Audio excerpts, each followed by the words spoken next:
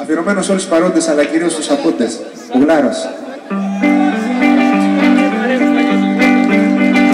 Θα σας πω ένα τραγούδι που μου ήρθε στο μυαλό για ένα φίλο που κάποτε είχε πει ένα ρητό. Κάποια πουλιά τραγουδούν για λευτεριά, κάποια φεύγουν και πετούν ψηλά.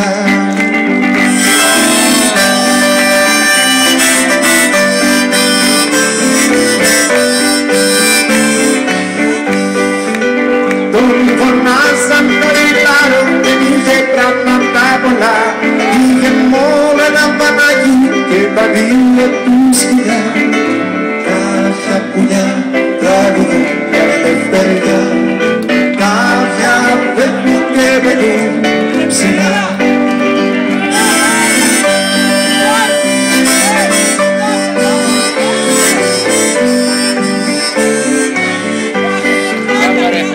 Όταν έμενε ο γειτονιάς τα μάζευε σιγά σιγά, δεν μονόδια μας έλεγε που είναι πιο ζεστά.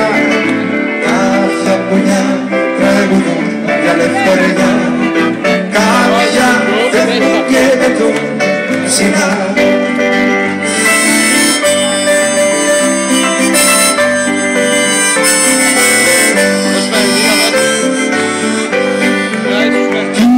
Εκείνος ο χειμώνας του 97, όταν πήγε η Ισπανία, μα δεν γύρισε ξανά.